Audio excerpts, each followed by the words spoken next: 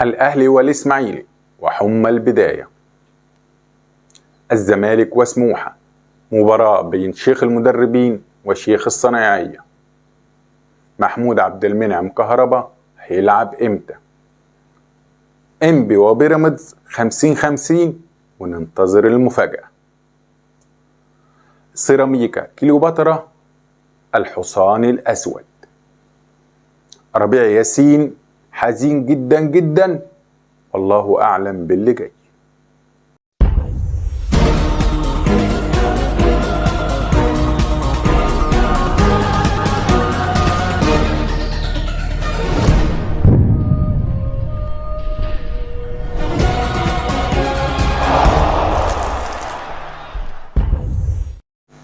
بسم الله الرحمن الرحيم. أهلا وسهلا بحضراتكم أعزائي متابعين قناة المذيع فندي على اليوتيوب وصفحة المذيع فندي على الفيسبوك. في البداية أنا بحب أشكر جدا جدا كل متابعين صفحة المذيع فندي على الفيسبوك وقناة المذيع فندي على اليوتيوب. بشكركم لأنكم أنتوا السند والدعم بعد ربنا سبحانه وتعالى، والحمد لله زي ما حضراتكم شايفين القناة والصفحة كل يوم بتكبر يوم عن يوم، وده بفضل الله في الأول ثم حضراتكم. عدد المتابعين بيزيد على الفيسبوك، وكمان عدد المشتركين بيزيد على اليوتيوب، وزي ما قلت ده بتوفيق ربنا سبحانه وتعالى ثم حضراتكم. فده كان بس أحب أنوه وأشكر حضراتكم على دعمكم ومساندكم طول الوقت. نروح بقى لأخبار النهاردة، وأخبارنا كتيرة جدا جدا ومهمة. زي ما اتكلمنا في الفيديو بتاع امبارح عن بداية الدوري المصري، وشفنا 3 مباريات امبارح، كان أسوان وكان الاتحاد السكندري، وانتهى بفوز الاتحاد السكندري على أسوان بنتيجة 1-0 في الدقيقة 85 بهدف أستون أموتو. بعد المباراة طبعا الكابتن ربيع ياسين كان ليه تصريح وكان زعلان جدا جدا جدا، انه قال على الاقل ما كانش ينفع ان انا اطلع مهزوم على ملعبي، خصوصا ان هم عاملين تدعيمات قوية جدا جدا وبقاله فترة مع الفرقة وجايب لعيبة كويسة جدا جدا. وقال كمان في ضمن التصريحات او من ضمن التصريحات انه حسب الهجمات اللي راحت على الاتحاد السكندري بالنسبة لأسوان كانوا 9 هجمات مؤثرين جدا جدا، في حين ان الاتحاد السكندري راح على أسوان بهجمات 6 هجمات فقط لا غير، ولكن قدر انه يحرز منهم هدف من ضربة رأسية للدبابة أستون أموتو. ده بالنسبة لنتيجة أسوان. كمان هو حزين جدا جدا على كلامه انه اول مباراة بيخسر 3 نقاط على ارضه. وانا في رأيي الشخص كمان ان الكابتن ربيع ياسين حزين لان المباراة الجاية هيلاعب النادي الاهلي، ولما تسأل اي حد تقول له الاهلي واسوان هيقول لك 90% الاهلي. التوفيق من عند ربنا ومحدش يعرف الغيب، ولكن كده بديهة تقول طبعا الاهلي هيفوز على اسوان، فيقول لك انا عندي اول مباراة خسارة وتاني مباراة هلعب الاهلي خسارة برضو. فصعب جدا انه يخسر اول مباراتين في بداية الدوري، صعب جدا، لان انت كل ما بتخسر اللعيبة بتهبط والنفسية بتنزل جدا جدا، فممكن ما تكملش الدوري بنفس المستوى. فانا في رأيي الشخصي الكابتن ربيع ياسين زعلان من ناحيتين ان هم عنده صفقات كبيرة جدا جدا، وانه كرة واحدة انهت الماتش، وكمان انه هيلاعب النادي الاهلي الماتش اللي جاي، فخسارتين ورا بعض صعب جدا. ده بالنسبة للمباراة الاولانية كانت اسوان والاتحاد السكندري. المباراة الثانية كانت فاركو وكانت البنك الاهلي. مباراة من حيث الجماهيرية ما كانتش كبيرة، ولكن كان الفريقين عارفين بعض كويس، الفريقين حافظين بعض بالنسبة للمواسم السابقة، والفريقين عملوا تدعيماتهم، وانتهت المباراة بالتعادل 1-1 بهدفين خطأين من حراس المرمى الاثنين، سواء حارس مرمى فاركو اللي هو بيثبت الكرة في منطقة ال6 وبيديها لزميله وزميله بيرجعها له، بيخطفها كريم بامبو اللي بيحرز الهدف خطفة كده زي ما بنقول. وعلى فكرة كريم بامبو خد أحسن لاعب في المباراة، وكمان أستون أموتو خد أحسن لاعب في مباراة الاتحاد السكندري وأسوان. الخطأ الثاني بالنسبة للبنك الأهلي كان من محمد أبو جبل طبعا، اللي هو عمل ضربة جزاء. وهنا بنقول إن محمد أبو جبل اللي شاف المباراة كان مهزوز جدا جدا، مش مهزوز على إنه حارس صغير، لا بالعكس، محمد أبو جبل حارس كبير جدا جدا، وكان بيلعب نادي الزمالك ولاعب حارس أول منتخب مصر في فترة غياب محمد الشناوي. وراح البنك الأهلي، مفيش جماهيرية، مفيش الإعلام والضوء اللي كان عليه، فعاوز يثبت نفسه، فنازل مهزوز. حتى تلاحظوا كل تحركاته وكل اختياراته في انه يطلع على الكورة مهزوز جدا جدا، بدليل عمل ضربة جزاء ملهاش أي لازمة، وانتهت المباراة بالتعادل 1-1. نيجي بقى للمباراة الثالثة واللي كانت الساعة 7 مساء ما بين سيراميكا كليوباترا والمصري البورسعيدي. في أندية كده لها مدربينها معينين، لها المدربين اللي تعرف تشتغل عليها، زي نادي المصري حسام حسن بيعمل معاه أحلى شغل. نفس القصة الاتحاد السكندري، حسام حسن بيعمل معاه أحلى شغل. حرس الحدود مثلا تلاقي الكابتن طارق العاشري، المقصة تلاقي الكابتن إيهاب جلال. في أندية كده لها المدربين بتاعتها. بتلاقي مثلا الكابتن حلمي طولان، أسوان كان معاه الكابتن أحمد كشري. ده مش تقليل من المدربين الموجودين، ولكن في كيمياء كده بتمشي بين المدرب واللعيبة والمدرب والنادي. فالكيمياء الواضح من البداية كده انها مش هتمشي مع النادي المصري وإيهاب جلال. إيهاب جلال لسه ما فاقش من الصدمة بتاعة ان هو اقلوه من تدريب منتخب مصر، لسه ما فاقش منها لحد دلوقتي. امبارح مش ده النادي المصري في التدعيمات اللي عملها، ولا ده النادي المصري اللي كان مع حسام حسن. الخطوط مفتوحة، الدفاع في مساحات كبيرة جدا في خط الدفاع، اللاعيبة مش مركزة. ولكن برضو ما ننساش ان سيراميكا كليوباترا، وانا بقول وخدوا التصريح ده على لسان، هيكون الحصان الاسود للدوري المصري.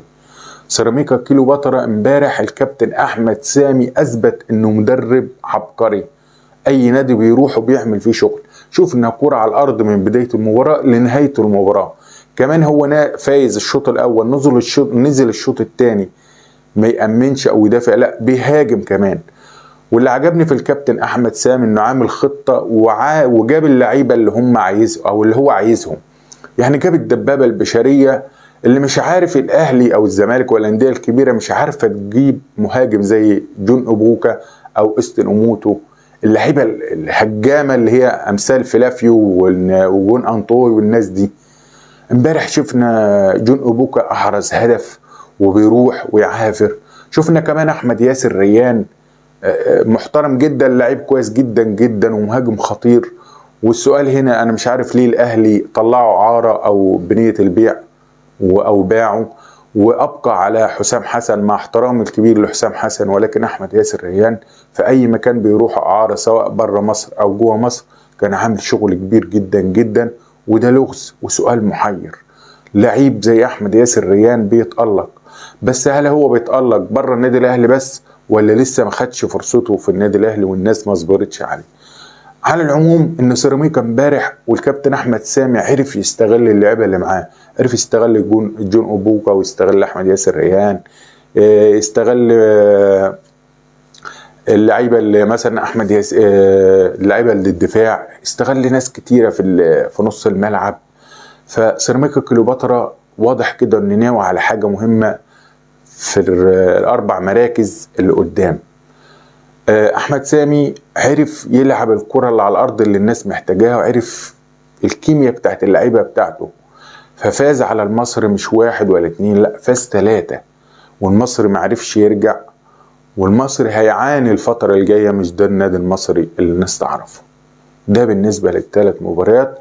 وكمان بالنسبة زي ما قلت ان الوقت لجنة الأندية او رابطة الأندية بدأت تعمل حاجة مهمة جدا جدا، وهي اختيار اللعيب او احسن لعيب في كل مباراة. امبارح احسن لعيب في مباراة المصري وسيراميكا كليوباترا كان ميدو جابر، وده من ضمن الصفقات اللي جابها الكابتن احمد سامي وعرف يشغله كويس. ده بالنسبة ملخص للثلاث مباريات بتوع امبارح. التحكيم لسه مش هتقدر تروح، لان المباريات دول الثلاثة مش هما اللي هيخلوك تحكم على التحكيم بشكل واضح. النهاردة بقى هنشوف المعمعة الكروية الساعة 5 هيلعب النادي الأهلي وهيلعب النادي الإسماعيلي. مباراة صعبة جدا جدا، ناديين كبيرين جدا جدا، جماهيريتهم كبيرة جدا جدا، هيقابلوا بعض في أول الموسم. ويمكن كانت بداية الموسم الأهلي والإسماعيلي الموسم اللي فات، وطبعا شفنا بيرسي تاو والرقصة الشهيرة بتاعته. بس بيرسي تاو مش هيلعب المباراة دي. المباراة تأتي صعوبتها في إن النادي الأهلي ما ينفعش يخسر 3 دوري ورا بعض، خسر دوريين وقلنا الأسباب قبل كده، فما ينفعش يخسر الثالث. كمان النادي الإسماعيلي مدعم بصفقات كبيرة جدا جدا، وجايب مدرب فاهم أسلوب النادي الأهلي وعارف الدوري المصري. فالمباراة بتأتي صعوبتها من هنا. ده اللي ممكن تحكم فيها على الحكم وتقول الحكام رايحين للطريق الصح مع كلاتنبرج، ولا لسه في احتواء وفي تميز لون عن لون. ده اللي هنشوفه النهاردة في أولى مباريات النهاردة الساعة 5 ما بين الأهلي وبين الإسماعيلي. هنشوف الصفقات بتاعت النادي الأهلي، وفرصة إن الدوري غير أفريقي، يعني قدامك اللعيبة كلها تلعب. والناس اللي بتسأل على محمود كهربا، لسه يا جماعة محمود عبد المنعم كهربا هيلعب بعد مباراة السوبر ما بين الأهلي والزمالك، تكون الغرامة اتدفعت وهيلعب، لكن مش هيلعب مباراة النهاردة مع الإسماعيلي ولا مباراة أسوان اللي جاية. بعد مباراة السوبر ما بين الأهلي والزمالك كهربا يبتدي يلعب مع النادي الأهلي. وأنا قلت وأحب أطمنكم إن كهربا باقي في النادي الأهلي وهيلعب، وهتدفع الغرامة ويلعب بشكل طبيعي. ممكن النهارده تشوف مصطفى سعد، طبعا بدون سافي شفتوه، شادي حسين، بيرسي تاو لسه هو بدأ يدخل التدريبات الجماعية، ولكن لسه. رامي ربيعة يقدر يلعب لأنه كان موقوف في أفريقيا. هتبتدي تشوف كل اللي عندك، عاوز تشوف الناشئين، يعني كل قائمة متاحة قدام مارسيل كولر اللي بيعمل جمل ويعمل حاجات حلوة جدا مع النادي الأهلي، وأعاد للنادي الأهلي شخصيته اللي معروفة. المباراة التانية هتكون ما بين إنبي وبيراميدز، مباراة مش سهلة برضو. بيراميدز ماشي بخطى كبيرة جدا جدا وثابت مستواه ولعبته ثابتين، وعبد الله السعيد بيحمل أحلى مواسمه بعد ما خرج من النادي الأهلي، بيعمل أحلى مواسمه مع بيراميدز. بيراميدز مش هيسيب برضو المنافسة زي ما سابها الموسم اللي فات. هيلاعب إنبي فريق مش سهل برضو مع الكابتن أحمد كشري. هنشوف حاجات حلوة جدا جدا، وده اللي احنا نتمناه في الدوري المصري علشان كله بيعود على المنتخب. وكمان روي فيتوريا يشوف بقى اللعيبة عنده ويختار القماشة اللي تناسب المنتخب المصري. المباراة الثالثة هتكون الساعة 7 ما بين نادي الزمالك ونادي سموحة. الزمالك وكلنا عارفين لعيبته والصفقات الجديدة اللي جابها، صفقات مهمة جدا جدا. ويمكن المدير الفني فيريرا نادي الزمالك قعد مع اللعيبة قبل كده وقلت ان هم عندهم اخطاء في خط الدفاع وفي مساحات ورا المدافعين. هم بيلعبوا هجوم وبيلعبوا ويفتحوا الخطوط، ولكن حتة ان هم يغطوا ورا المدافعين لسه، فدي اتكلم عليها اكتر من مرة وهنشوفها النهاردة.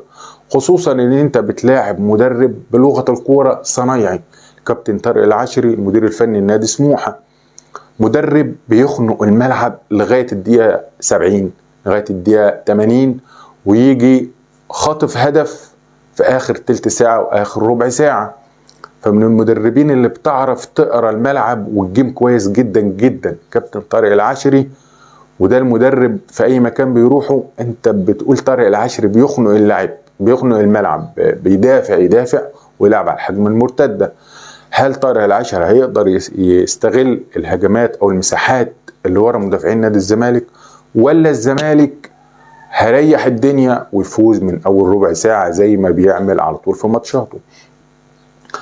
الحاجة المهمة بالنسبة للنادي الاهلي ونادي بيراميدز ونادي الزمالك ان هم جاهزين بدنيا علشان هم لعبوا افريقيا، كل فريق منهم لعب مباراتين في افريقيا، فجاهزين بدنيا، ملهمش اي حجة ان هم يتكلموا على لسه ومش لسه، لا اللعيبة بتاعتهم كلها جاهزة بدنيا ولعبت ورجلها في الملعب غير باقي الفرق. فهل هنشوف النهاردة فعلا المعمعة الكروية بجد، والدوري المصري النهاردة هيكون بدايته الشكل بجد؟ وهنا نقدر نحكم على التحكيم هيكون شكله ازاي النهاردة في الثلاث مباريات، وخصوصا مباراة الاهلي والاسماعيلي ومباراة الزمالك وسموحة. مباراة برضو بيراميدز وإنبي، ولكن دوكهم علشان الجماهيرية الكبيرة. هل هيكون في احتواء زي ما تعودنا خلاص بقى وحفظنا الدوري المصري باحتوائه، وان بيشوفوا لون على حساب لون، ولا هيكون في عدالة تحكيمية وخلاص الراجل بياخد قراراته؟ خصوصا ان دلوقتي خلاص يعني احنا بنتقدم وتشوف كرة كويسة، وكلاتنبرج جاي عاوز يظبط منظومة التحكيم. لجنة الانضباط كمان، رابطة الأندية عاملة حاجة كويسة ان في احسن لاعب في كل مباراة، فبتشجع الصفقات كلها ان هي تكون احسن من اي حد، يكون كل واحد عايز يكون احسن لعيب في المباراة. كمان يعني دي من الحاجات الايجابية. هيكون في احسن لاعب في خلال الاسبوع، وده اللي هيختاروه في الفترة اللي جاية. حاجات حلوة كتيرة جدا في الدوري المصري، نتمنى انها تستمر ونشوف اللي جاي هيكون ايه. ده بالنسبة لكل ملخص امبارح في الثلاث مباريات وملخص النهاردة. يبقى السؤال، هل فعلا هيكون التحكيم بنفس المستوى اللي احنا متوقعينه، ولا هنرجع تاني لدوري الاحتواء؟ ده كل اللي عندنا النهاردة. نتمنى نشوف كرة كويسة، لان زي ما قلت ده بيعود على المنتخب المصري اللي عايزين نشوفه في احسن صورة. دي كل اخبارنا النهاردة.